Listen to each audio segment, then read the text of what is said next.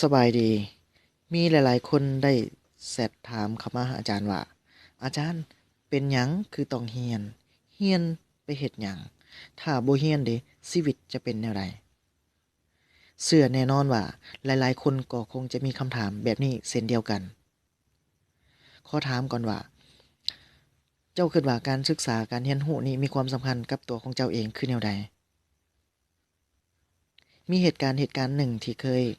เกิดขึ้นมาแล้วหลายปี มีชาย2คนที่เขาได้ไปท่องเที่ยวในตัวเมืองใหญ่ที่มีคนหลวงหลายเดินย่างสวนกันไปกันมาจนบ่ฮู้ว่าไผเป็นไผ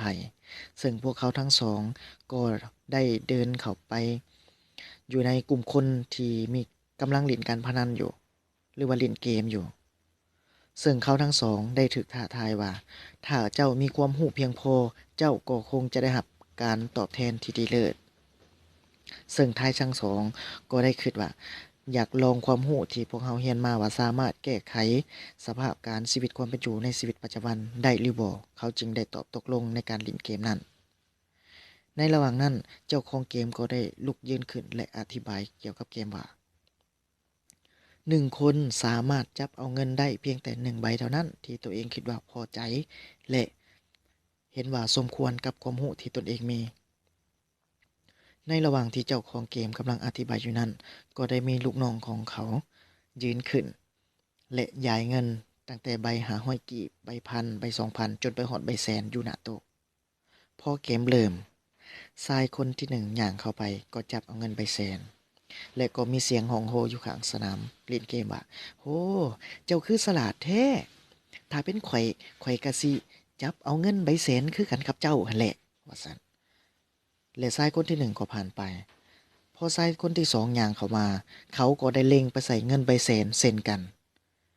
และเสียงตบมือก็ดังกึกก้องขึ้นพอชายคนที่3ชายหนุ่มคนที่3ย่างเข้ามาปึ๊บเขาก็ได้ไปจับเอาเงินใบ500กีบใบพันใบ2,000และจนฮอดใบแสนอยู่ในกำมือของเขาและเสียงกองเชียร์ก็บอกว่าโยเจ้าเฮ็ดผิดได้หั้นว่าซั่นข้อยเฮ็ดผิดแนวใด ชายคนนั้นถามต่อไปว่าบรรดาท่านพวกท่านเห็นบ่เงินที่อยู่ในหน้าโต๊ะนี้มีแต่ใบ500กีบแม่นบ่ถูกต้องและมีใบเดียวแม่นบ่ใบพันกีบมีใบเดียวแม่นบ่จนฮอดใบแสนทุกใบเงินที่เรียนอยู่ในหน้าโต๊ะนี้มีแต่อย่างละ1ใบแม่นบ่ชายคนนั้นถามหลายคนก็ตอบว่าแม่นก็แม่นความเจ้าแล้วชายคนนั้นก็บอกไปอีกว่า ข้อยจับเอาเงินเทื่อละใบแต่ข้อยบ่ได้บอกว่าข้อยพอใจเงินใบเดียวที่ข้อยจับเอานั้นเรื่องนี้สอนให้พวกเรารู้ว่าการเรียนรู้จากความผิดพลาดของคนอื่นถือว่าเป็นบทเรียนที่ดีเลิศอย่าลืมว่าการศึกษาเป็นเวียกงานใจกลางของการพัฒนาทรัพยากรมนุษย์เป็นต้นแม่นยกระดับความรู้ของตนเองให้ดีขึ้นมีการพัฒนาที่ถูกต้องมีการปรับปรุงเปลี่ยนแปลงสิ่งที่บ่ดีมีแบบแผนการดำรงชีวิตประจำวันที่ดีเลิศฉะนั้นอยากฝากให้รู้ว่าการศึกษาบ่มีวันจบคุมพังศพเท่านั้นที่เป็นจุดจบของการศึกษาบรรดาท่านผู้ใดที่ว่าติดตามในคลิปนี้อยากถามกลับคืนไปว่าเงินที่วางอยู่ในหน้าโต๊ะนั้นรวมทั้งหมดมีอยู่จักใบ